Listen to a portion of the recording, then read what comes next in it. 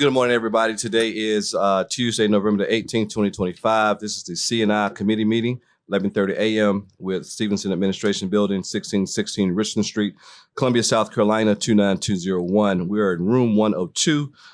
Pursuant to the Freedom of Information Act, FOIA, all persons, organizations, and media outlets, as requested, has been notified of the date, time, place, and agenda of this meeting. We do have before us one agenda item, which is information only. 2.1, presentation, IDEA, compliance and corrective action status, Richland 1 OSS, by Ms. LaJamia Dixon. Dr. Walker, any items be added or deleted to the agenda? No. All right. We do have with us Commissioner Clyburn. At this time, without objection, we call the meeting to order and we approve the agenda as presented. There are no executive session items, so all that has been approved. This is just information. We'll go right into our first presentation, which is the IDEA compliance and corrective action status, Richland 1, Office of Special Services. At this time, we'll turn over to Ms. LaJamia Dixon. Good morning, Board Commissioners. Good morning. Superintendent Dr. Walker, Deputy Superintendent Rivers, Executive Directors of Teaching and Learning, and Chief of Teaching and Learning, and our community members. Thank you for the opportunity to provide this update on our IDEA compliance and corrective action status. As Director of Special Services, it's my responsibility to ensure that our district not only meets federal and state requirements, but that we build a system of access, accountability, instructional excellence for every child we serve. Today's presentation reflects the collective effort of our office, school leaders, teachers, school psychologists, service providers, and our district partners across human resources, finance, budgeting, teaching and learning, and student support services. Under Dr. Walker's leadership and the district's renewed focus on access, equity, instructional coherence, and strengthening systems and processes, we're moving forward with urgency, transparency, and a deep commitment to system improvement. Dr. Walker often reminds us that in Richland 1, we say what we're going to do, we do it, and then we say what we did. This guiding principle anchors our work in special services, clarity in communication, fidelity in implementation, and accountability in results. This update will outline where we currently stand, the corrective actions underway, our progress towards meeting state expectations, and the strategic steps we're taking to build sustainable, compliant, and student-centered systems for Richland 1.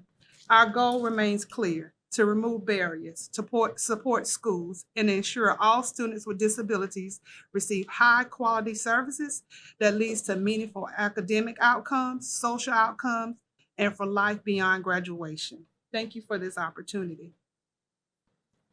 Now, this slide looks very basic.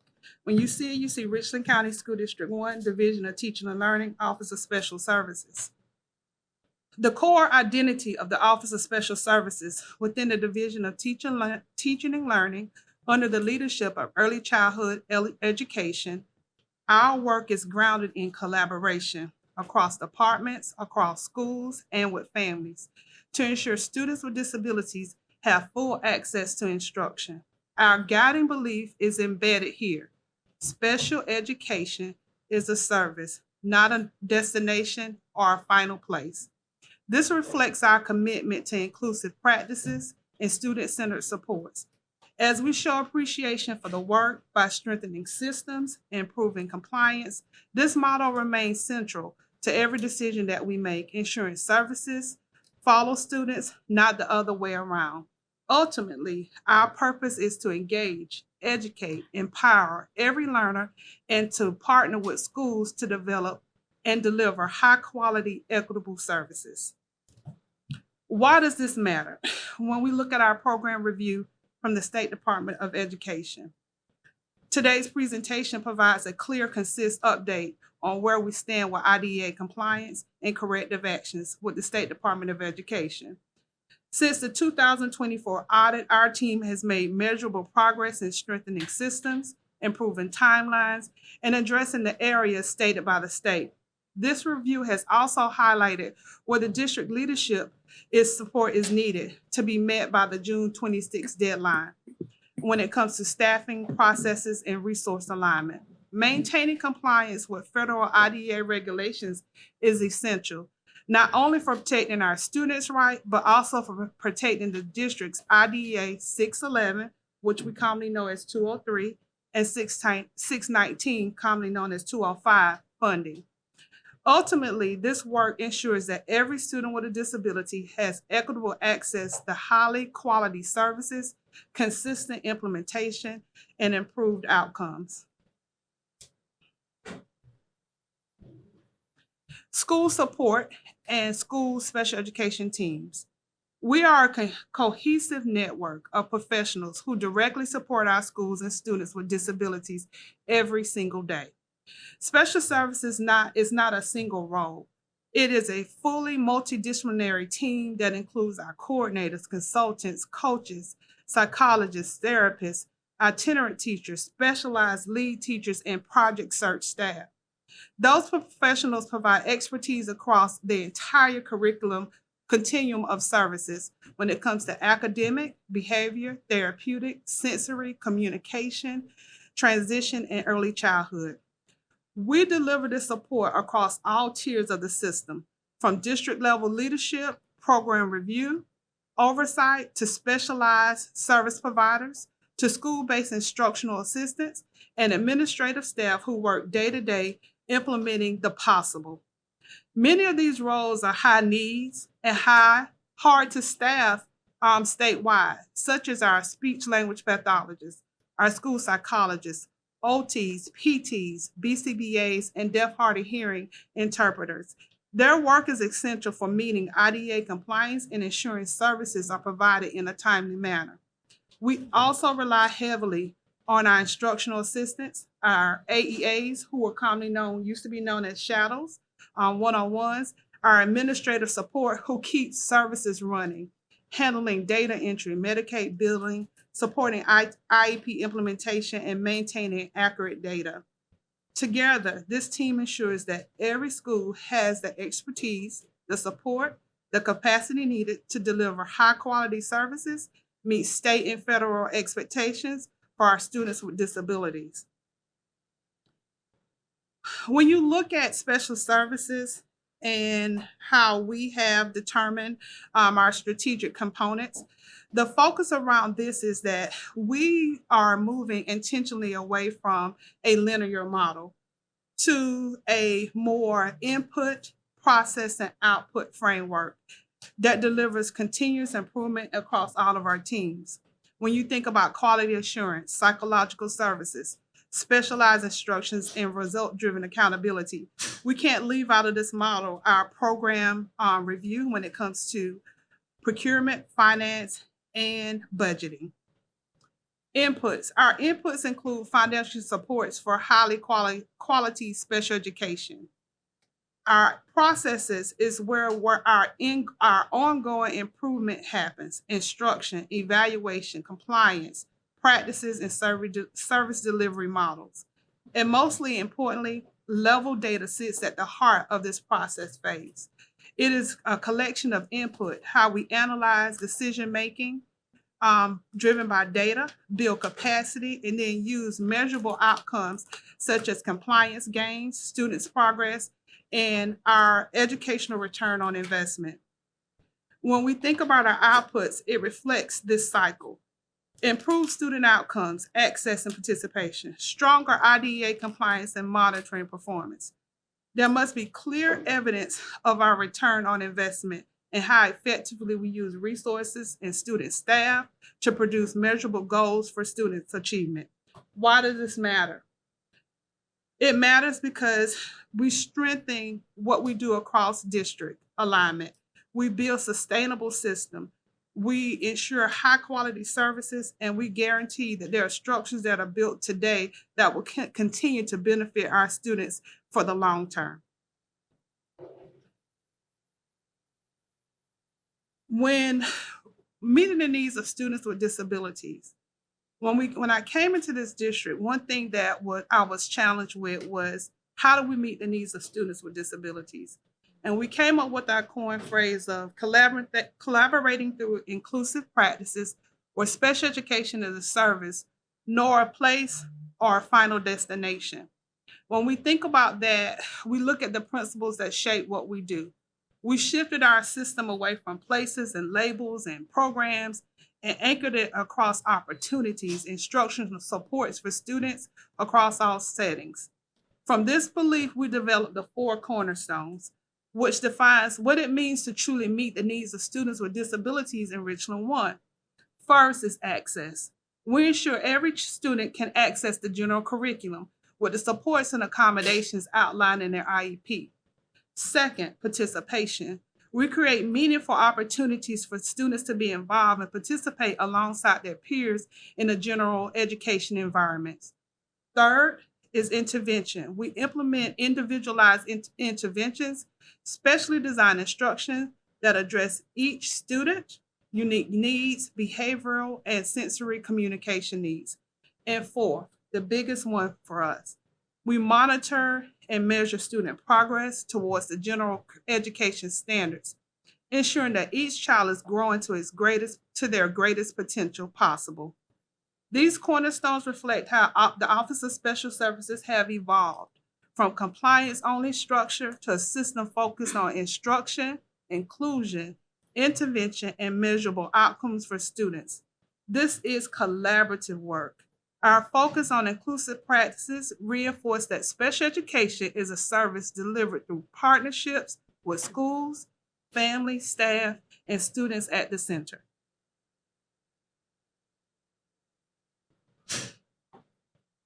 When we take a look at what we just talked about, collaborating through inclusive practices, to our four cornerstones, there was a conversation that I had with leadership when it comes to teaching and learning, and we talked about the 5I effect.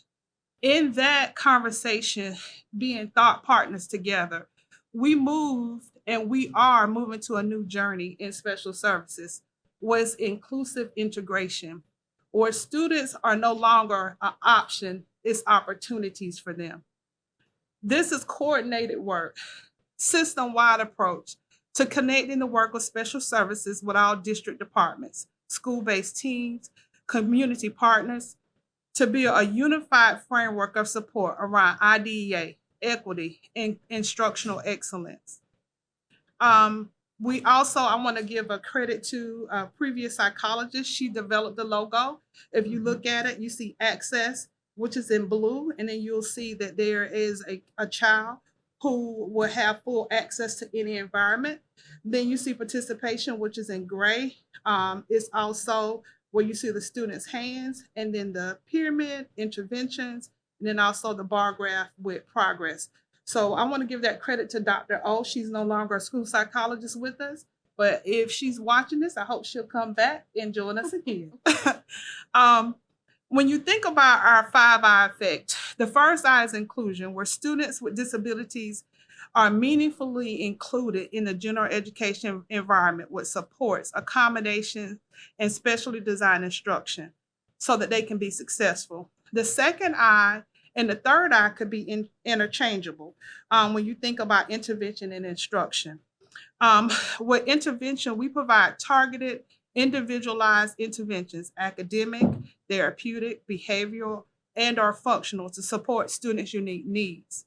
When we look at instruction, this means strengthening our core instruction, co-teaching, accommodations, specially designed instruction, so students can make progress towards grade level standards. And that's all students with disabilities.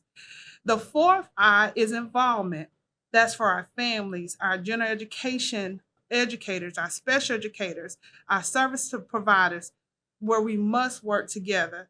The success here is shared responsibility, shared communication, shared expectation. And our fifth I is impact. We must measure results, student outcomes, participation, and progress, effective use of services. Impact is how we ensure what we invest in, time, staffing, funding, translate into meaningful growth for students.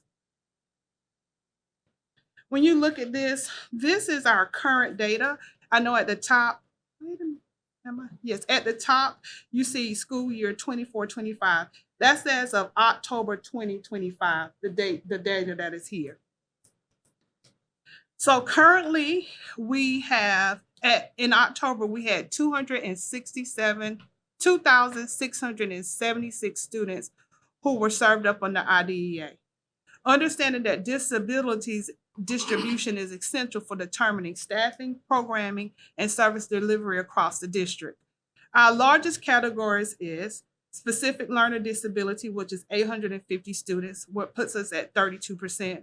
Autism spectrum disorder at 533 students at 20%. Other health impairment 404, which is 15%. Developmental delay, 291 students at 11%. Speech language impairment, 265 at 10%. And intellectual disabilities at 206 students, 8%. And when you think about intellectual disabilities, in the state of South Carolina, it's broken up into varied degrees. You have your moderate, your mild, and your severe. So that's 3 different categories of students that's captured there. These categories represent the majority of the students we serve and directly influence the need of special education teachers, school psychologists, speech language pathologists, occupational therapists, physical therapists, and behavior support. We also serve a smaller, more crucial population of students, including those who are deaf, hard of hearing, students with emotional disabilities, multiple disabilities, orthopedic, traumatic brain injury, and visual impairment. These low incident groups require highly specialized staffing and resources. For us, the key takeaway here is this. Most of our students serve for learning disability, autism, or health-related impairments. This data should guide our instructional priorities, driving staffing decisions, and help us target resources where they're needed the most. Now, if we take a few minutes to look at this, one thing when we met as a leadership team with Deputy Rivers, Dr. Williams, Dr. Hassinger, and Edie Sturdivant, we noticed that Edie was at 34, which at one point Edie was a higher category for us. But what we found with doing research, a lot of those ED students are not captured in our other health impairment.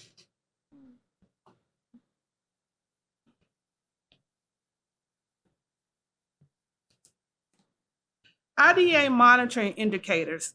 So the South Carolina Department of Education and the Office of Special Education Programs have a framework.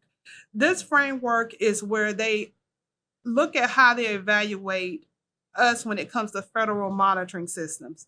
South Carolina implemented through the State Performance Plan, and you'll see that the SPP indicators 1 through 18 are performance indicators, 1 through 9 through 16 are compliance indicators. This determines how we look at free and appropriate education for students with disabilities. When you think of the performance indicators, these measure outcomes such as graduation rate, dropout rate, statewide assessment, least restrictive environment, and parenting involvement. When you think about the compliance indicators, they cover overrepresentation, evaluation timeline, early childhood transition, secondary transition requirements, mediation, and dispute resolution. Indicator 17 in the state systemic plan, which is an improvement plan in the state performance, the SPP, it focuses on statewide accountability and long-term improvement efforts. That's where it shows up with our ATSI schools and closing the achievement gap for students with disabilities. Currently, South Carolina is piloting this work with 4 school districts. Those school districts are Aiken, Chester, Anderson 5, and Pickens. Each district has 1 school selected because of its strong foundations in letters and the science of reading implementation. This pilot is designed to connect evidence-based literature practices to improve outcomes for students with disability and will help shape the state's systemic improvement priority. Why is that important for Richland 1? Because indicator 17 will be data that we will be getting collected on when it comes to reading improvement for students. For us, we have some monitoring focuses. We have discipline, which is indicator 4. We also have indicator 6 for least restrictive environment.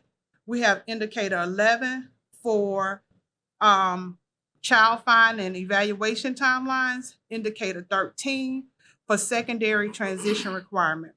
What are the key takeaways? Our South Carolina Department of Education audit findings map directly onto these federal monitoring indicators, which mean that our corrective actions working forward is aligned with state and federal expectations for the delivery of free and appropriate education, FAPE.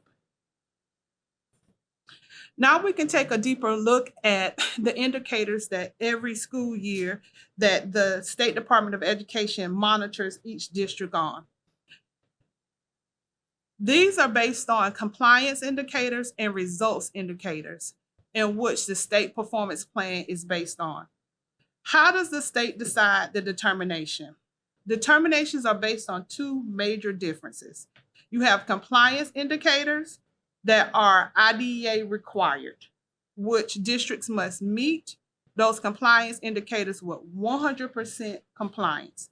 Those are indicator 5 when it comes to discipline, suspension of students with disabilities. Indicator 9, disproportionality, when we're talking about representation and identification.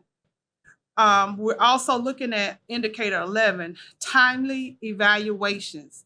Indicator 12, Part C to B transition. Indicator 13, secondary transition components. And indicator 15, general supervision monitoring. These are all 100%. We must meet those at 100%. Then they move into performance and results indicators. These measures and outcomes are not just compliance. They look at graduation rate, dropout rate, state assessment performance, placement in the least restrictive environment, which we call LRE, preschool outcomes, parent involvement, post-secondary outcomes. These performance indicators show whether the district is improving when it comes to results for students with disabilities. Now we're going to take a deeper look at where our profile is currently. When I came into the district, we were in needs intervention. We stayed in need intervention for 2 years. And since then, we have moved to needs assistance. And I'm going to take you through what that means. When you look at our findings, you will see that we have we have no findings when it comes to timely and accurate data submission. When it comes to our fiscal risk, findings of non-compliance when it comes to our secondary planning, there's some work we need to do there. We also have some positives when it comes to our post-secondary C to B transition as well. So you'll see at the top is the performance scoring, and at the bottom at the top is the compliance scoring, at the bottom is the performance scoring. Now, you ask, what are the 4 levels at the State Department? The 4 levels at the State Department, they have meets requirement, which is the highest, needs assistance, 3rd, need intervention, and 4th, needs substantial intervention, which is the lowest.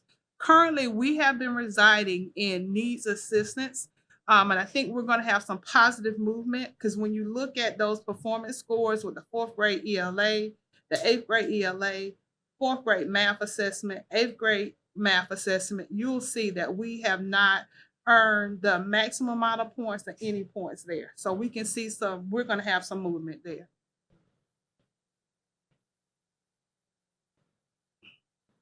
Okay. Richland 1, our LEA determination.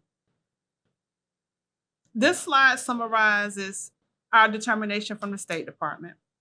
Our district received determination of needs assistance with the overall score of 61.25%. This score is based on 2 components. Again, compliance scoring and performance scoring. For compliance, we received 15 out of 18 points. For performance, we received 8.5 out of 21 points. We did earn an extra point for some of the work that we did with the State Department. So out of the 40 possible points, we received 23.5. There are several key takeaways from this year's determination. First, we continue to show strong compliance in the area of data reporting, fiscal risk, and disproportionalities. These are major federal monitoring priorities, and maintaining high compliance in these areas is essential to protecting our IDEA funding. Second, the state identified targeted areas where improvement is needed. Post-secondary transition, indicator 13. Evaluation timeliness, indicator 11. Timely corrections of previous findings that align directly with corrective actions and our internal monitoring progress. Third, our performance indicators remain below the state long-range target, particularly in math achievement, suspension rate, graduation rate for students with disabilities.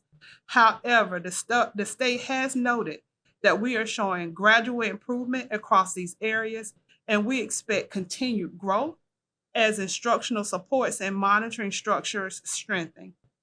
Finally, Richland 1 remains in needs improvements status.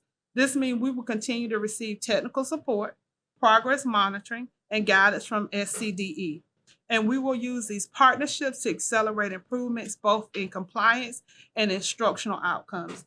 And we have always leveraged that with us working directly with Clemson University and BAS in collaboration with the Student Support Center services here in the district. We're also looking to work with TAS, which is our post-secondary that actually sent me an email yesterday, how we're going to work to our students when it comes to post-secondary transition, and also in collaboration with the preschool initiative when it comes to the pyramid model and how we're being inclusive with our early learners. This overall message is this: we have strong compliance foundations in many areas. We know exactly where we must improve, and we are ready to implement targeted strategies aligned to the state expectations and our long-range improvement plan. We will meet requirements. Audit status overview. This provides a snapshot of where we stand when it comes to the audit process in primary areas of corrective actions. South Carolina completed its state-level audit for Richland 1 in 2024, and 2025 has been designated as our year of corrective action. Under federal regulations and requirements, we have 1 year to demonstrate full corrections of every finding, meaning issues must be corrected, implemented, verified, and evidence provided. The state identified several primary areas of noncompliance. First, IEP development. The audit found that the present levels of performance, measurable goals, transition components, the LRE, and prior written notice needed some support. We were in a range of 27 to 56%. So when they come in and they look at your 12 areas, you want to be above 70%. When it comes to third, the reevaluation timelines, that directly relates to our access to school psychologists. We were at 67% of the case, which, remember, this is a compliance indicator and we need to be at 100%. Fourth, IEP implementation and progress monitoring. That happens directly at the school. We were at 53%. We need to look at our service delivery, our progress reporting, and making sure that students' services and schedules are aligned at each school. Fifth, staffing and certification. There was a gap when it came to our staffing and making sure that teachers were certified in the areas and that we fill all of the classrooms. So just looking at service delivery and capacity there. Finally, the state talked about some systemic areas. We want to make sure when we're looking at our continuum of services that our students have access to Olympia Learning Center, Hayward Career Center, Pendergrass Fairwall. These sites require targeted, intensive supports to correct patterns of noncompliance and strengthen service delivery model. In addition, we have had a renewed focus here in the district because of what has happened with the Breyer Center, the new Breyer Center. So we need to make sure that we're focused on our work at Hall Institute. We also are looking at Alvaness Glen Detention Center for anyone who's there that is still of school age. These locations require enhanced oversight, improved documentation of IEP services, stronger collaboration, and our commitment through our community partners to make sure that we have compliance in highly unique and restrictive settings. Overall, the audit confirmed both our strengths and the areas where acceleration and improvement is needed. Our corrective action year is focused on addressing each of the findings with structured professional development, tighter monitoring systems, and coordinated supports across schools and departments.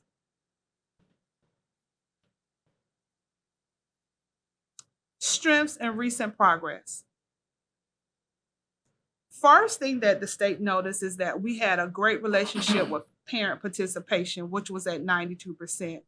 We had 93% of general education participating in an IEP meeting, which reflects strong collaboration between schools, families, and service providers, which is an essential factor in achieving meaningful outcomes for students.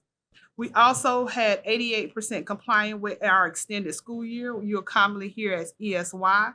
This is a major improvement from previous years and demonstrated strong understanding and implementation of ESY criteria. Third, the state provided administrative accommodations.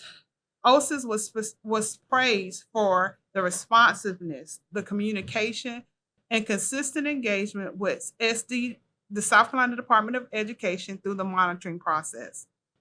This demonstrates the professionalism and dedication of our special services team. Improvement highlights. We also have several bright spots in our improvement work. We have strong collaboration where we've done a lot of work around professional development and strengthening core practices and improving communication with principals and schools. We also have the expansion of co-teaching and instructional coaching processes when it comes to specially designed instruction and ensuring that IEP goals and standards are aligned. Increased engagement with the South Carolina technical support, as we mentioned, having those relationships moving forward, not only with Clemson, also with Family Connection as a state level TA center. While we have significant corrections ahead of us, we also have meaningful strengths and improvements to build on. Our foundation is getting stronger, and the state is acknowledging that progress.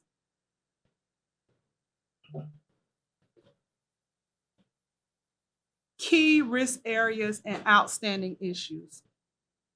This slide outlines the key risk areas identified through the State Department's audit and our internal reviews. These are issues driving our corrective actions for the 2025. We continue to see inconsistent IEP quality. We want to work on our present levels, those measurable goals. We also, secondly, want to work on discipline and procedural safeguards, making sure that it is implemented uniformly across schools. We also want to make sure there are no delays when it comes to evaluations and following up on documentation. Fourth, we want to make sure that we have collaboration where there's planning, intervention blocks, and schedules for students on the master list first, and that all of our students are enrolled in Power School. This affects inclusion, co-teaching, and accommodations that rely on planning, shared ownership, and areas where we must strengthen expectations and support. Fifth, we have to look at what we're doing when it comes to functional behavior assessments and behavior plans.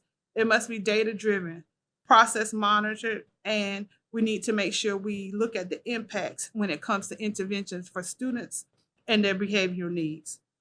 We have to also look at internal compliances, monitoring systems to be strengthened as we move forward, thinking about how we catch issues before they become findings, looking at that level data, making sure we're monitoring, keeping a pulse, and providing feedback. Finally, we must continue to see gaps. We continue to see gaps in access opportunities. We need to make sure we shore up that part of our continuum where there are alternative settings for our students. The key takeaway in this message: these risks are all not isolated. There are system-wide challenges that requires coordinated professional development, stronger accountability systems and structures, deeper collaboration between the Office of Special Education, General Education, and leadership. Corrective action plan, our summary table.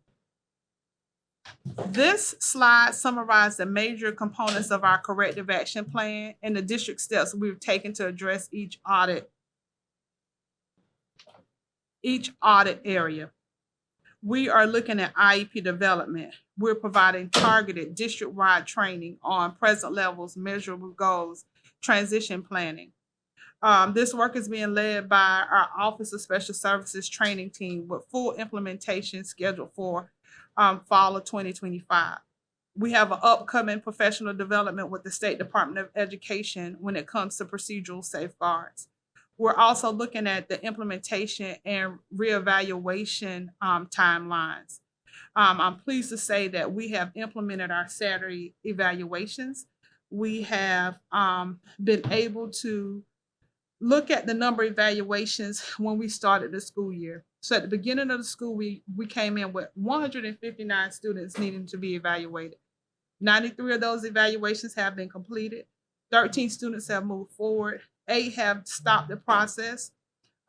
We have staff from Little Johnny, Pro Care, Richland 1, psychologists who have come in, and also Mindful Solution.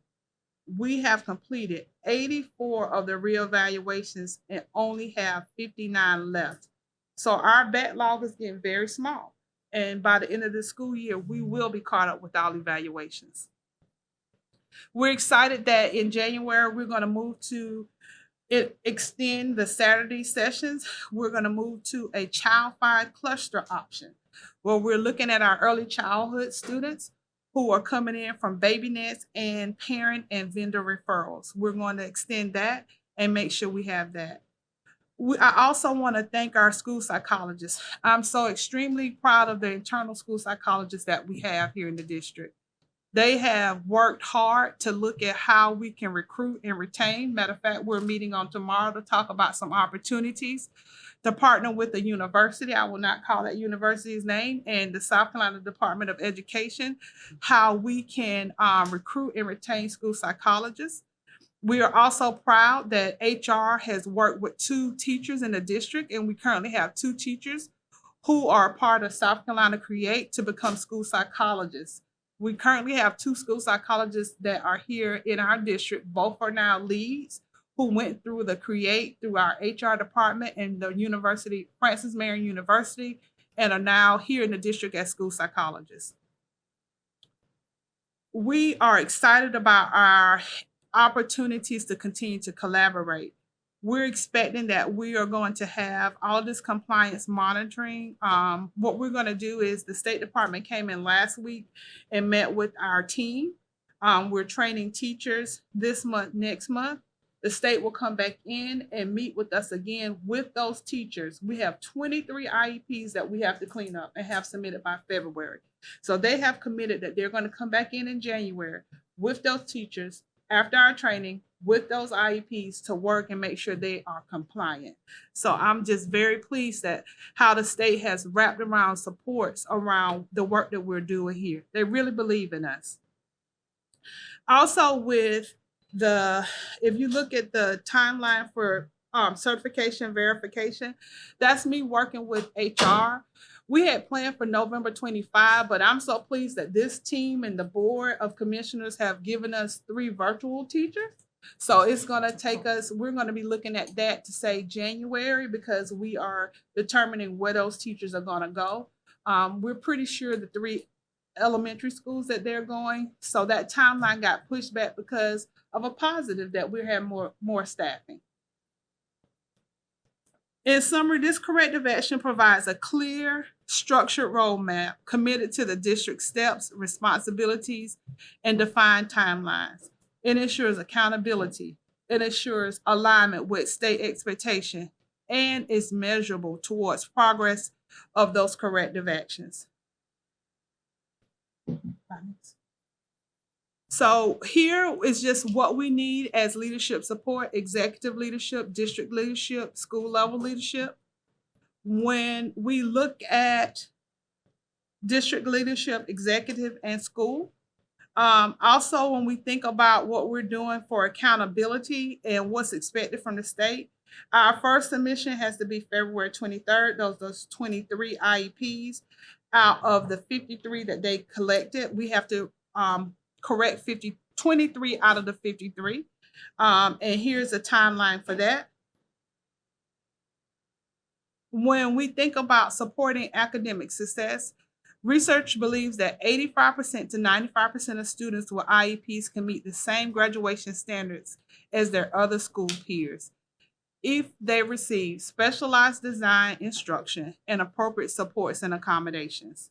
It's our responsibility to remove barriers, strengthen instruction, and ensure that every student, regardless of disability, has the opportunity to reach their full potential. Here you can see our next steps, what we're doing. We're maintaining results-driven accountability.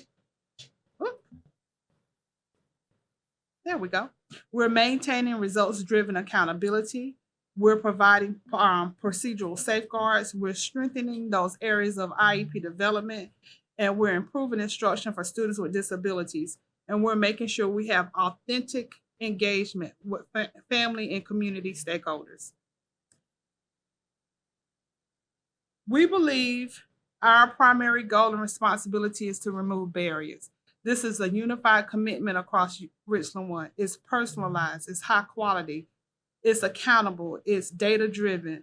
It's through strong collaboration, capacity building, accountability.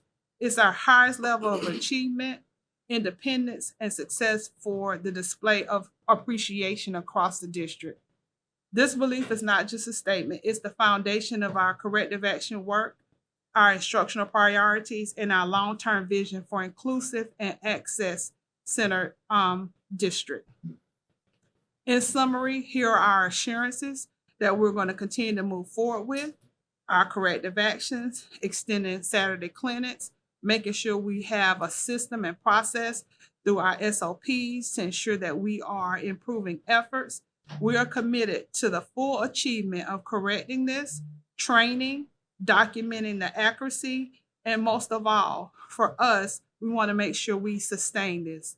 Our message to our Board of Commissioners is simple. We're moving forward with urgency, transparency, intentionality, and a commitment to building a stronger, more accountable special education system for Richland One. We are rising together, and I want to thank you all for this opportunity. I have to go back to the motto of our superintendent, Dr. Walker. This motto reflects the direction of our work in the Office of Special Services. Our progress is grounded, I'm getting emotional, in building capacity for our students, sustaining systems, and available resources for supports. This work is near and dear to my heart, and I want to make sure that we continue to rise together, that we build sustainable systems, and that together we will ensure every student reaches their highest potential and independence. If we can say it together, we are rising together. All right. Awesome. All right. Thank you, Ms. Dixon. You're welcome. Appreciate that. Very good report. So I do have a few questions. I don't know if Mr. Clyburn want to start first or you want me to start first. You can go ahead and start. Okay. I have a few questions. All right. General question. So thank you for the presentation. It was a good presentation. I think I went back to my archives. I wrote some notes. I think the last time we had a presentation, thought I dropped something, was in, I think it was April of 2023. So thanks for this one. And the last time before that was in 2016. So this is good that we're doing every 2 years or so. So this is good. The last time for your information, Dr. Walker and Ms. Deputy Superintendent, May 21st, last time we updated a policy regarding special ed programs, which is policy IHBA. And so we did some enhancement with the policy, added some additional categories, and then we also enhanced the rule at the time, which allowed us to hopefully make this thing better than it was in years past. So we appreciate those opportunities to, from a board perspective, where we can affect things with the policy. So we appreciate that opportunity. It's probably time again to take a look at that policy. So 2021, 25 is 4 years. We should do policy every 3 to 5 years. So maybe just take a look at that again. there may be no changes. So I'll jump right into my next question. So overall, I do see the report. I did read it. It's very thorough, so I appreciate that, and good information as well. So just tell me, how did we get to this place of non-compliant with some of the IEPs? Can you help me out with that? When it comes to IEP development and writing, I think we were in this position of when the state shifted to the new ed plan of SC from Enrich. And a lot of the components that teachers were accustomed to, where to put them, they were not accustomed to that anymore. Okay. So it shifts how they approach the work. So just recalibrating that and giving them a new cadence of how to use the new system and making sure that they are connecting the present levels with what they're doing in the classroom is how we got where we are. All right. So going forward, and I heard your report, just tell us again, what checks and balances do we have in place to ensure that the IEP compliance moving forward will be done with fidelity? So we have to make sure that not only do we provide them with those supports, individual and one-on-one, we have to continue to have professional development for them that's intensive and that's targeted. One thing that we're doing at the school levels, we have already started with our SPED talks, and that is tiered per school. And what we do during those SPED talks, we look at staffing, we talk about instructional practices, we look at how they are implementing instructional strategies, and even approaching MTSS as it looks at how we move towards evaluation. So for us, we need to make sure that we continue to have robust professional development, not only for teachers, but also for administrators. We need to make sure that we're continuously monitoring those consultants who are in the schools, are continuously monitoring and giving timely and relevant feedback. Awesome. I'm sorry. Sorry. My apologies. Yeah. I just want to also add, one of the things we do at a district level is we meet weekly in order to monitor our compliance and making sure that we are addressing some of the concerns that were from the audit. So there's a weekly meeting that we all engage in to review those documents to make sure at a district level that we are also monitoring, as well as what Dr. Dixon mentioned at the school level in terms of support and professional development. So help me understand this, and I've heard this over time to my years being on the board. There's a disconnect, if you will, between special ed and the gen ed teacher. How are we bridging that gap, or how are we making that cohesive now based off the information that we have here to ensure that the student get what he or she needs to fulfill their dream and their potential? Ms. Dixon can elaborate further, but one of the key things is Ms. Dixon has consultants for content areas, ELA, math, early childhood, I'm forgetting one, and she has science. And those consultants collaborate with my general ed consultants. And when we work on curriculum documents, when we roll out PD, core PD, they are part of that process as well. So at our level, we're not working, they see us working together. So for instance, when we do curriculum check-ins, some of her consultants are part of those check-ins, monthly check-ins as well. Okay. And if I can also, Commissioner Devine, if you don't mind me adding, we also have built, I think, supports at the leadership level in teaching and learning so that we constantly keep in the forefront of everyone's mind that continuum, right, that we make sure we're keeping in mind the needs of all of our students along that continuum. Right. So it's not just a focus on general ed, but it's a focus on every child, right, that may be moving along that continuum, because our special ed students, our students requiring special services, is a general ed student too. Right. And making sure we're meeting those needs as they move along that continuum. And what that requires from us as a leadership team is making sure that when we're having general ed conversations, that includes special services, and Ms. Dixon is an integral part of that, regardless of her work. She also last year began, and is a full member this year, with all of our transformation work. Okay. Because again, all those pieces that we do, right, we have made a concerted, intentional effort to make sure Ms. Dixon and her team are an integral part of all of that work. If that Yeah, no. That's what I needed to hear, because right, I just know in years past, and it's just that it's the past. We learn from the past, look forward to the Right. future, so we can Right. get to where we want to be yes, as sir. as Doc said in 2030 right. to be the best school district, Yes. not just in the state but in this country and probably in this world. So I'll yield for questions for me, and I'll turn to my colleague for she has a few. And Commissioner Devine, just to connect all of the work, this district has done a lot of work when it comes to co-teaching and inclusive practices, so that special education and general education teachers are working side by side. Mhm. Are we totally there yet? No, but there are schools that are shining through, like Burnside, Horror Hill Elementary, J.P. Thomas Elementary. They all have moved forward and embraced what we've done with inclusive practices. Do you mind? if Yes, I sir. answer that? Go ahead. Yes, I sir. moved the Please mic do. when we moved on, but since she said that, what I was going to say is connection. I appreciate you pointing out those elementary schools, but that's spreading into the secondary schools as Okay. well. During my time at Dreer, we almost got rid of resource classes. Wow.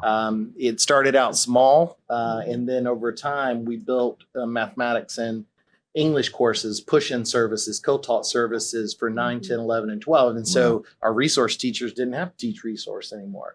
But there are other creative models that are happening at other schools where they're double blocking. So a kid may have resource on B day, but it's scheduled at the same time as the kid's English is. So the resource teacher pushes in on A day Mhm. and then provides the student differentiated support. So the kid gets complex curricular experience, Uh-huh. but the kid also gets differentiated support. So Wow. there are a lot of really cool models happening now. And I will tell you the reason that that's slow to advance is that folks, It's a mindset. that is, people are afraid to try it. It's a Right. mindset. It is a big shift. And I was shocked at how big of I had to prove it worked. Right. Once it worked, my folks were kind of like, okay, we'll give it a try. But Right. we now see that at AC Flora. We see it at Alcorn Middle School. We see it at Columbia High School. So it is growing, sir, and that gap is shrinking.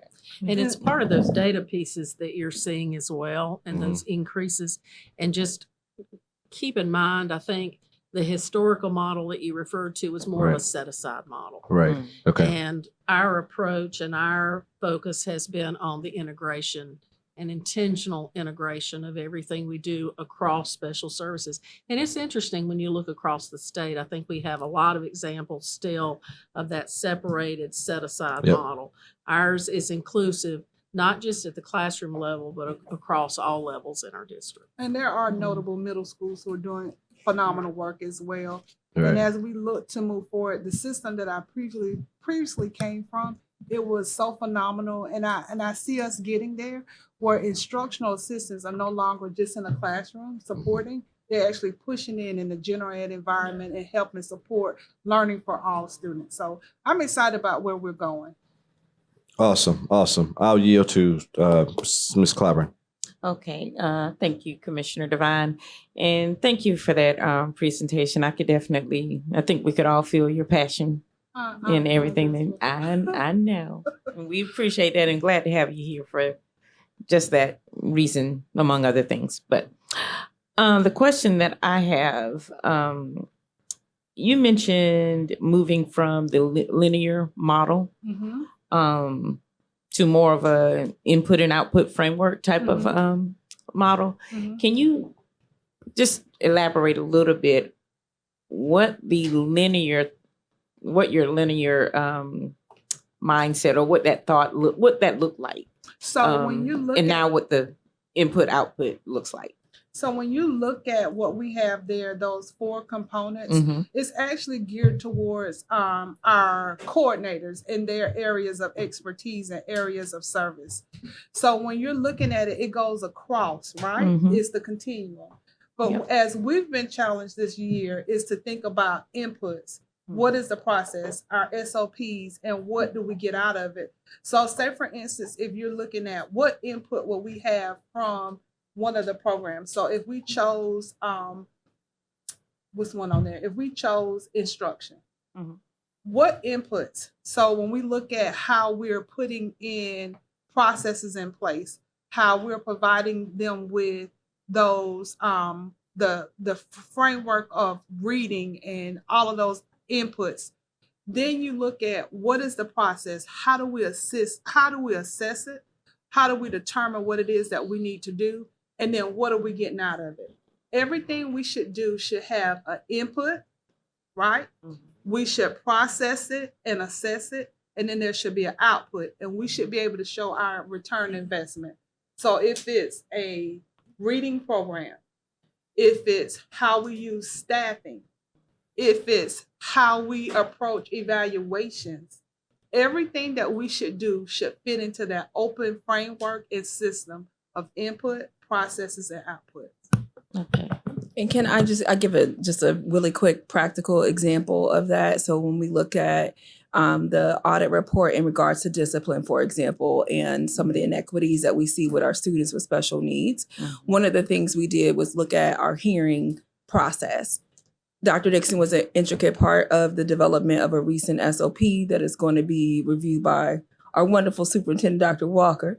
And so that is because we are expecting, right, to making sure that we address those inequities and that we have a concrete process in place that adheres to that, right? And so that's just one example of the inputs, making sure that we're looking at student outcomes. Now, what do we need to do in terms of a standard operating procedure to make sure that that's happening? And so that's one of the examples that will be released soon that we're working on.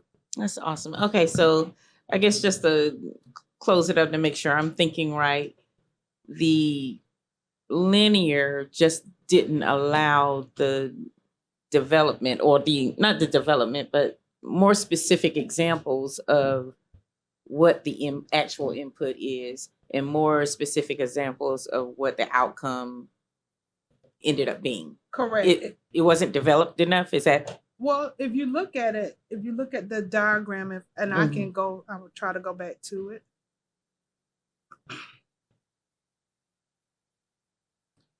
You see at the bottom where it's a cross straight. Right. And anything that we want to do, we want to see it in a circular motion. We want to make sure that whatever we're putting in, if we're saying that we're checking MDRs and we're having MDRs within 3 days of an incident, we want to make sure we're looking at that process and that it's there. We want to make sure that it's giving us results and a return on outcomes for students. So instead of moving straight across in just a continuum fashion, this is going to turn into a circular motion. Okay. In addition to having these 4, I'm also going to include what we do for procurement, finance, and budget, because that's a key component of our work as well, when it looks at outcomes and how we approach students with disabilities. Gotcha. And I think just if you can just add a note, and you described that beautifully, Ms. Dixon, a lot of times if you're not careful, you think of those areas in isolation. Right. Silos. And you can't really get the effect and the outcome you want unless you look at the effects they have on each other. Okay. And that's that circular mental understanding of how one area affects another area for those outcomes that we're hoping to achieve, if that makes sense. I got you. And I really want to give credit to this leadership team here, Dr. Hassinger, Dr. Williams, E.D. Sturdivant, and Deputy Superintendent Rivers. This came out of us having those weekly meetings. And when you have a thought partner in the work, you're able to come up with ideas that impact the overall system and how we make things better for students, which impacts our community, how we make things better for parents. Gotcha. Thank you. Yeah, no, that's awesome. Well, and I think the other piece too, and thank you for mentioning those weekly meetings. I think sometimes if you're not careful, you look at this whole model as a deficit model. And we really shifted our mindset to say, let's look at what we're doing well. How can we build on that? What's really the driving force? What are we missing that's creating any deficit? How can we help you shore up that deficit so we can see the same improvement in that area? I think it's just a different mindset of looking at this rather than looking at it as a deficit model. Okay. So I do have one other question. So with you mentioned the 34 students, the emotionally disabled students. Some of them have been moved from that to other health impairments. So when we came out of the pandemic, things shifted. for our students. And parents started taking different approaches to the work and to how they look at their children. We find that there are a lot of students who are coming in with medical diagnosis, which speaks to the other health impairment. Before, we would look at them for those emotional disabilities when it comes to their social awareness and things of that nature. But you're having a lot of parents who are coming in with medical diagnosis, whether it's conduct disorder, ADHD. They're coming in with those other diagnoses, which would increase that other health impairment and not so much that emotional disability. You'll see trends and flows when it comes to criteria and eligibility. I know at one point it was a big push, everybody. If there was a student with autism, they wanted us to find them eligible for what? Speech. Because that's a key component. But now, since autism, there's the big stigma behind it is not there. We have parents who are open to the autism spectrum disorder. So you're going to see shifts when it comes to certain disabilities that align and correlate together, because some of the disabilities are interconnected. When you think about a student with a learning disability, you're looking at reading comprehension, you're looking at or communication, you're looking at all of those components. So these disabilities are separate, but they have components that are similar. Gotcha. Okay. And I just have one more question. So you were talking about the work being done with our students that or the individuals, the young people that are under the age of, the 12th grade and under, that may be at DJJ or, at other facilities that aren't Richland 1 sites, but we work with those students because they're, under the age. What does that look like as far as the accountability of the staff? I've always kind of wondered that. The staff at these facilities or employees at these facilities and how we work together. Right. And the new place. So outside of our normal. Right. Yeah. How does that work, that relationship? That's a very forward-thinking question. Because as we look at what we're doing with the Breyer Center, what we do with Hall Institute, what we even have to do with Avernet's Glen Detention Center, that is a relationship that we have to have between districts. So wherever those students are coming from, we have to stay connected with their school districts, because when they come in our footprint, we're responsible for them. Right. So making sure we have those wraparound supports, making sure those institutions such as Hall, that their staff is aligned with the expectations of Richland 1, and that we are also aligned with what their service models are. Thinking about Breyer Center, and I know Dr. Williams wants to jump in because it's been very dear to her heart. Making sure we have the staff in there, making sure that they're trained, making sure that we continue to have conversations with our stakeholders and our constituents. We have done a lot of work meeting with the State Department, calling Department of Mental Health in, working with all of the agencies that work towards ensuring that those students who are responsible to Richland 1, which we know they're not all from our district, but we have an obligation to ensure that we provide FAPE, which is a free and appropriate education. Yeah.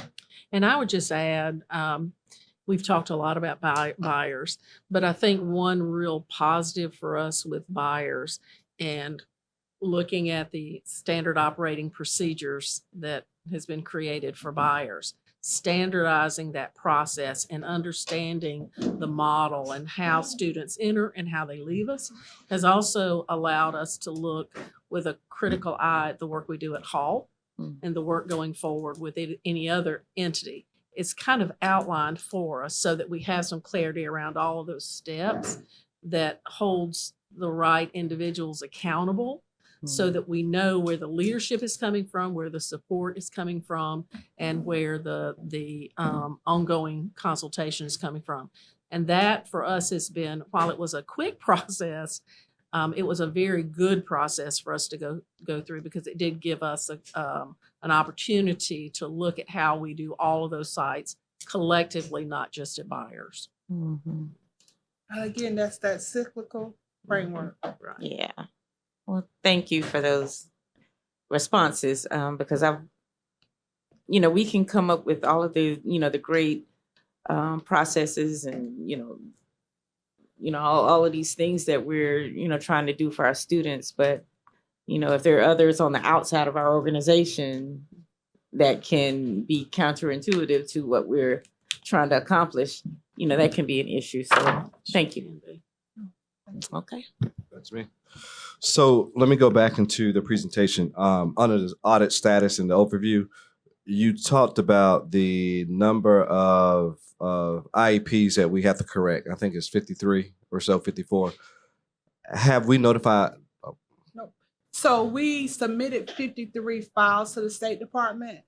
We have 23 that we have to correct out of those 53. Okay. And those have to be turned in on February 23rd. The state has already come in and conducted IEP development and implementation training. We're working with our teachers this November, December. State will be back in January to actually look with us hand in hand at those 23 IEPs. Okay. So, and this is granular, so I don't want to get too deep, but have we notified the appropriate staff for those IEPs?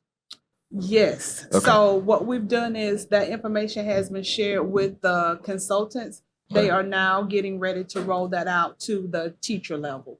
So there is, I have the schools and the teachers. Oh, no, I don't need that much information. No, okay. I'm good. Yes. We're moving forward with, we had the training on last Thursday. Okay. So we're moving forward with those steps. Okay. So the appropriate staff has been notified at this point that we got to make these corrections. Yes. By that certain date that you have on the board. Yes. So now the teachers are going to be working with their consultants to get those corrective actions corrected. All right, and then when we submit it back, we're gonna give it back to FormStack through the Department of Education. Correct. On the before the 23rd of February. Correct. All right, and so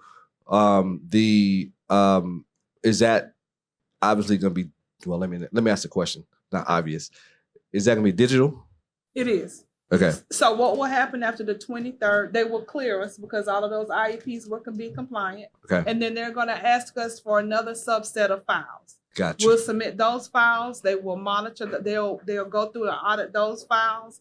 Then we may have to submit something to them before the 23rd. So that's the next step. So it's kind of okay. So we have to show that we corrected what was wrong. Okay. And that what we're doing is sustainable. Got it. Okay. And that's the system-wide. So then tell me about the system corrections. What does that look like? So when you think about the system corrections, what we have to do with discipline, what Deputy Rivers mentioned when it comes to the hearing board, what we're doing with MDRs, not going over 10 days. Once they're over 10 days, ensuring that they continue to have services and meeting those obligations. We also have to look at, and we've already started these conversations at our alternative settings before you all came in. Dr. Hassinger and I were talking about what we're doing at Kate and how we're going to help support students there. So those systemic issues and corrections that we're asked to do when it comes to discipline, making sure that our students have access to all environments and making sure we have that family engagement connection as well. Awesome. The only thing I would also add is that we do have meetings scheduled with the State Department with our principals as well. That is coming up in December 11th. So that is also to ensure that there are some mitigating steps that we take as well for the future. So that kind of goes to my next question is, I've heard that when we suspend students,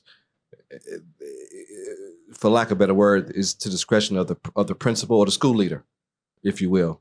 So now that I hear that we have training with the school leader, that will hopefully mitigate some of those potential issues that we had in the past. And again, it's just the past. We learn from the past. We look forward to the future. So that's good to know. Tell me a little bit about the assessments that you provide to your team. Do you assess your team, see where they are? Because I noticed that you talked about the kind of a, for lack of a better word, oh gosh, what do we do that you're going to present to us? Strategic plan. You got a strategic plan for your group? Not a strategic plan, but some type of vision, some type of, here's where we are now. We know where we want to be. What does that assessment look like? And have you engage your team to say, here we are, y'all, let's go this direction? So Commissioner Devine, I feel like you've been peeping in my notebook. Oh, So when it comes to what we're doing, one thing that we're getting ready to implement when we're looking at how we need to be strategic, for every team, I'm having them present on the work that they're doing as a cohesive team. awesome. And then outside of that, they're going to present individually on the work that they're doing. So Edie Sturdivant mentioned that we have instructional coaches in our office. In our office, we have instructional coaches who focus on ELA. We have one for ELA. We have one for math. We also have one for that we just hired on for early childhood that we were able to replace. We have one for behavior, and we also have one for post-secondary transition. And I'm just giving you an example. That's a team. So they're going to talk about what they do collectively when it comes to the ATSI schools, when it comes to those schools that need those SPED talks. And then they're going to drill down a little bit more, and then they're going to talk to what they're doing when it comes to their individual areas. From there, all of them have implemented a 30, 60, 90-day plan. And those are those expectations as we listen to what leadership has said and how we need to coalesce around that and change our cadence. So just keeping a pulse on what they're doing, making sure that I'm connecting with them as their director to be able to help facilitate and give them the resources that need to be successful. Awesome. So that kind of goes to my next question. What is that check-in? You know, you typically do beginning, mid, and end of year just to make sure that everybody's on the same accord. So it sounds like you're doing that, or will be doing that here in the near future. Yeah. So that's good. Which kind of aligns with what we do with superintendent, same thing. So that's why I asked that question, because I think everybody in every department should have that beginning, mid, and final year eval or just feedback, just to hear back from your team to say, hey, we're doing this well, we're not doing this so well. And then how do we make it better? Because these are the people that's on the ground, that's doing the work every day. So they know what needs to be done, what doesn't need to be done. And let me shift a little bit towards HR. You mentioned HR earlier. How are you looking at your positions within your department to ensure that everybody is working to their full capacity or full responsibility with the organization? And then if you have what you need, which is fine, I'm sure the budget's going to come up soon, what does that look like for your department? So I guess my basic question is, when it comes to your vacancies, how do you propose to fill those? And then what are we going to do to retain the persons that we have? So it's a multi-pronged approach when you're thinking about staffing.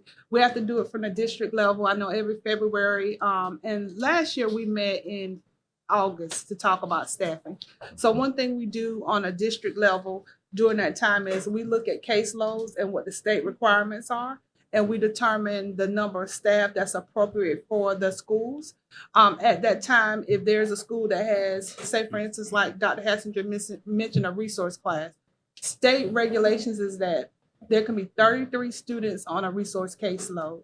So we have 2 resource teachers there, one with 10 students and one with 12.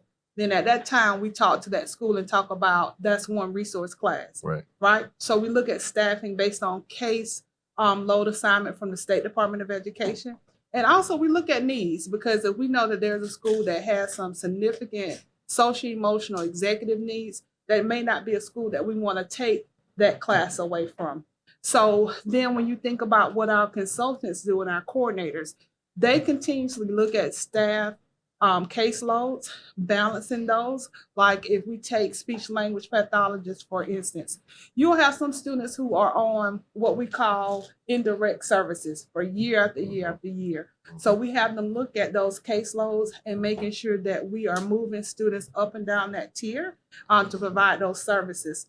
So we're constantly looking at caseloads, making sure that they're balanced. We're working with HR to make sure that we have the right PCNs, position control numbers at schools. And now we're doing another level of the work where we're making sure that our funding actually matches what we have at schools and ensuring that we have the appropriate funding allocated to each school and that we are maintaining compliance. We're maintaining services for students at the heart of what we do. So it's multi-pronged. Awesome. You mentioned in your report, you mentioned the primary, and this going back to the status overview. I think it's the next slide or so, maybe. If you keep But talking, anyway. I'll find it. The primary areas of noncompliance. You talked about the IEP development, the present levels of academic and functional performance, the PLAAFP. Right now, we're at 27 to 56% compliant, but we're trying to get to 100%. Is that correct? Yes. So with that said, what are those steps to get us to 100%? Is that what you're talking about, taking those 23 IEPs, making those corrections, doing what we need to do, and then presenting those should be fine. Then that boosts our number up. And then the next set, when they come back for the next subset, we should be fine. That boosts the number up to close to 100 or Correct. close as possible. Correct. And then the thing that we've corrected this before. We've Okay. been here before and corrected it. But what we have to do this time is sustain it. Gotcha. So that means that we have to have that professional development. We have to have that time with teachers. They have to be able to collaborate, and we have to provide those supports. Gotcha. So again, going back to those foundational principles of standard operating procedures, knowing where you need to access information and how you access it, those inputs, making sure that there's a process and that there are outputs that are directly related to student outcomes. So just putting all the pieces together. I'm excited about the opportunity. We talked about level data, having that in place. And the State Department was shocked when I shared with them. In that work, we can actually put in place where general education is also tracking accommodations and modifications. Well, not modifications, accommodations. You know how powerful that will be for our students and their teachers and their parents if we're able to show where accommodations are meeting the general standards. Because accommodations give children equal access. When you think about a modification, that's when we're changing the curriculum. That's when they go to the alternative curriculum. So the majority of our students, if you go back to the students, the majority of our students are SLD. Those kids are in the least restrictive environment. And we have to make sure we have those supports in place for that. Awesome. Let me ask two more. This is Curriculum and Instruction Committee. So with that said, have we ever done an audit of our curriculum assessment that you know of? We are having conversations around what curriculum resources we have in place. I know at our meeting 2 weeks ago, we actually looked at all of our components when it comes to iReady, when it comes to Gold Book, when it comes to unique learning. So we're having those conversations around that.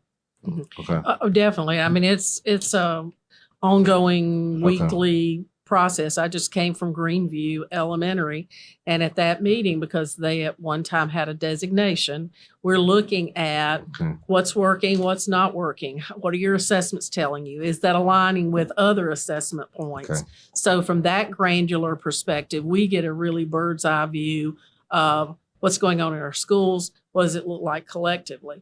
And I think you know this, but we have check-ins regularly looking at those digital resources we have. What's the return on investment? How is it being used? Is it having an impact? And we've stepped away from some of those resources because they weren't having the impact, or they weren't being used to the degree that we felt like it was worth the cost that was inherent in that resource. So it's both looking at impact, but it's also looking at use. It's also looking at that return on investment. And that's an ongoing process that happens daily almost between our schools and at the district level. If that makes sense. And I'm gonna let this be my last question for right now. Turn to my colleague. So you mentioned digital assessments. I'm glad you mentioned that, because I know that when we talked earlier, exclusive of special ed, we talked about digital curriculum for our district. Do we have curriculum? Do we have digital assessments in special ed? And if, for example, I know like some of the psychologists have like the different assessments. Is that digitized yet, or have we done Yes. digital assessments for the psychologists? Yes, and as a Okay. district, we've invested in that significantly. We also have given every school psychologist, they have an iPad, and a student has an iPad. Oh, So wow. they no longer have to do the paper and pencil, and it's very timely for them to be able to do some of the assessments like Vinland or BAS and the different assessments that they have. So yes, as a district, we've invested in those digital resources when it comes to evaluations as well. We're very privileged and honored that this district protects what we do with special services.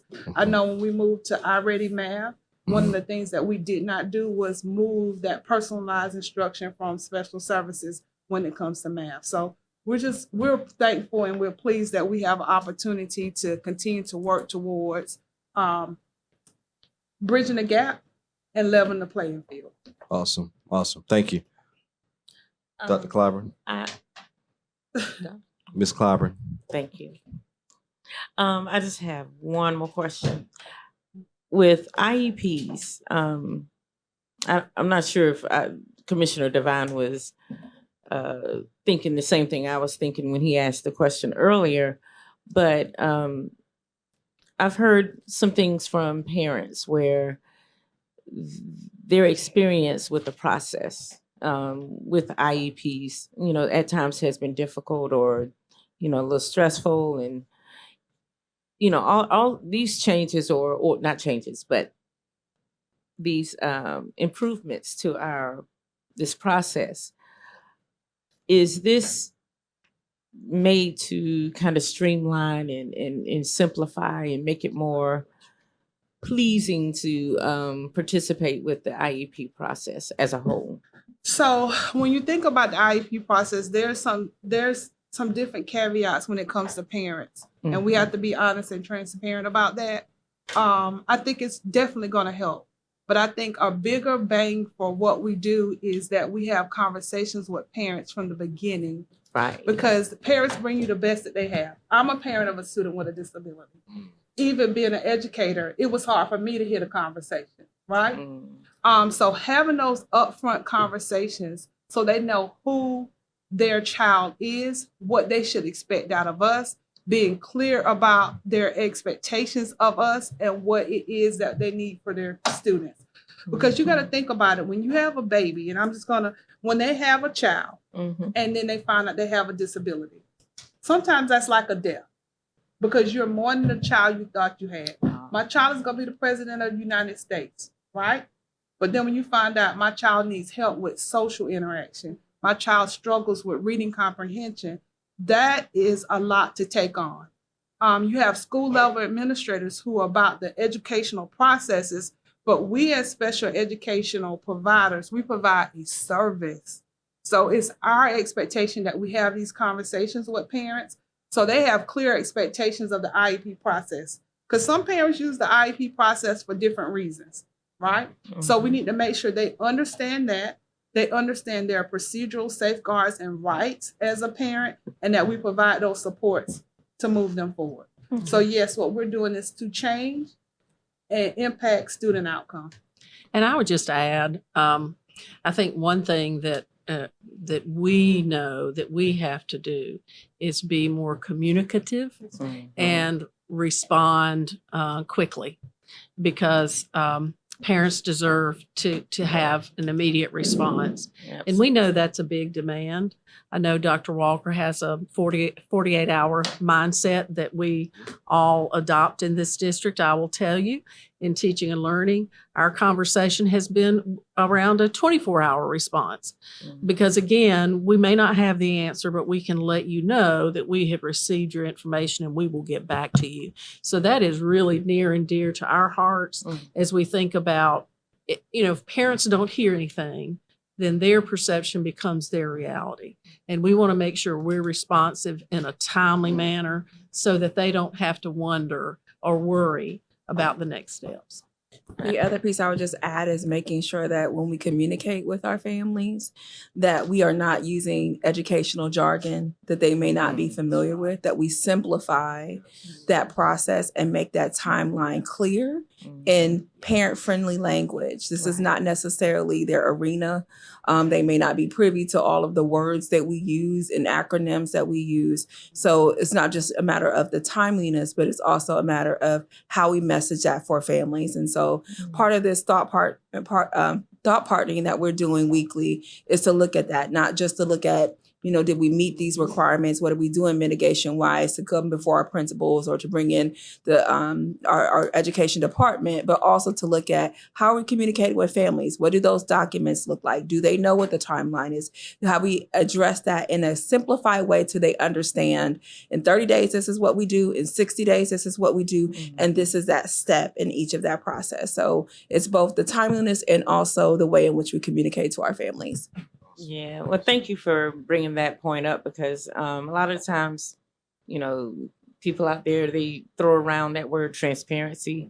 But I found, and we found, in this whole thing that we're doing here, trying to be there for children, that with the translation, sometimes it gets lost and people feel like we're not being transparent because they might not understand or, things aren't being made clearer to them. So I appreciate you saying that. Thank you. All right, we'll get ready to close it up, but I got 2 more questions, I think. And then I'm gonna shut up. With 3. So this goes to the superintendent. It says progress reporting, monthly leadership reports, quarterly superintendent briefings. I didn't see any update to the board. Do you have any cadence or thought on any accountability and monitoring for the board's perspective? And you may not answer it now, but think about that. What does that look like? Is that quarterly? Is that semi-annual? Is that just annually? Here we are, or maybe once February 3rd or June 23rd comes, you'll report something out to us after that point and let us know where we are going forward. All right. Thank you. And then compliance dashboard under development. Is that going to be district wide or is that going to be like per your department? Well, we're hoping that it's in our department, the level data that we Deputy Rivers brought to our attention that work. So I don't know if Dr. Hassinger look. So I don't know where we are, but we're hoping if we can't use that, we would definitely develop a dashboard internally in the district. Just to clarify, so one of the things that we want to do is to make sure that there's some sort of tool that we can easily be able to find both the qualitative information and that quantitative information.